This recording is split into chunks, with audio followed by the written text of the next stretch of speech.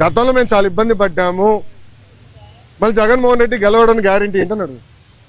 Amar Raja battery మీకు అందరు తెలుసు కదా. అమర్ రాజా బ్యాటరీ ఒక brand. Amar Raja battery corporate headquarters Chittoor జిల్లాలో ఉంది. వాళ్ళు కట్టే పన్నులో ఇన్కమ్ ట్యాక్స్ లో ఆంధ్ర రాష్ట్రానికి ఎక్కువ భాగం వాటా వస్తుంది. ఎందుకంటే వాళ్ళ హెడ్ క్వార్టర్స్ ఆంధ్ర రాష్ట్రం.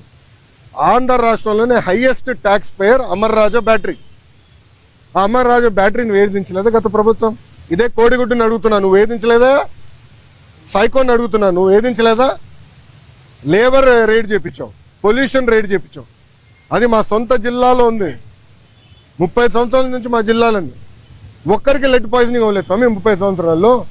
ఎందుకంటే వాళ్ళు highest ethics, highest standards maintain చేసే పని. అలాంటి కంపెనీని వెంటాడి వెంటాడి వెంటాడి ఏడిపిస్తే ఎవడొస్తాడండి పెట్టుబడి పెట్టేదానికి? ప్రజలు కూడా గమనించాలండి, ప్రజలు సీరియస్గా ఆలోచించాలి. ఎందుకంటే ఈరోజు ఒక్కొక్క పారిశ్రామికవేత్తను ఒప్పించేదానికి ఎంత కష్టపడాల్సి వస్తుంది మాకు. ఇప్పుడు కాగ్నిసెంట్ నేను ఎక్కడ కలిసానండి, కాగ్నిసెంట్ చైర్మన్ వాళ్ళ పెవిలియన్కి వెళ్ళి నేను కలిసాను. ఒక మంత్రిగా నాకు అవసరమా వేరే వాళ్ళ ఆఫీస్కి వెళ్ళి కలిసి? నేను వెళ్ళా. ఎందుకు వెళ్ళా? మన పిల్లల కోసం నేను కమిట్మెంట్ ఇచ్చా, వాళ్ళ కోసం నేను వెళ్ళాలని పెవిలియన్కి వెళ్ళా. త్వరలోనే మంచి న్యూస్ కూడా వస్తుంది, ఉత్తరాంధ్ర విశాఖపట్నంకి వస్తుంది. స్వామి ఏంటండి డావోస్ లో కాదండి, జ్యూరిక్ లో. Okay sir. అమ్మా రోజా గారికి జ్యూరిక్ కి డావోస్ కి తేడా ఏంటో తెలియదు. నన్నేం చేయమంటారు స్వామి?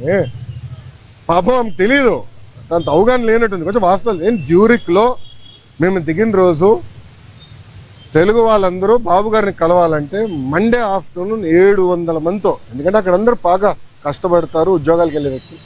మండే ఆఫ్టర్నూన్ 700 మందితో మీటింగ్ పెట్టుకుంది. అక్కడ ఒక అతను నాకు ఎత్తాడు, చూపించాడు పేపర్, అన్న రెడ్ బుక్ గురించి మాట్లాడు అని చెప్పాడు. అతనికి సమాధానం చెప్తూ నేను మాట్లాడా, డావోస్ నేను మాట్లాడా. రెండోది మళ్ళీ చెప్తున్నా, రెడ్ బుక్ గురించి ఎందుకు వాళ్ళు భయపడుతున్నారు?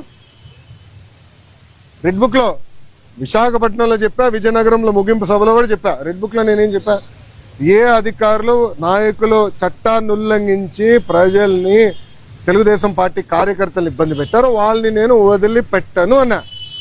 ఎందుకు భయపడుతున్నారు స్వామి? చట్టాలు ఉల్లంఘించే వాళ్ళు అన్నాను కదా, ఎందుకు భయపడుతున్నారు? చట్టాలు ఉల్లంఘించలేకపోతే ఆగి ఇంట్లో పడుకోండి అంటే ఆమె భయపడుతుంది, చట్టం ఉల్లంఘించింది కదా.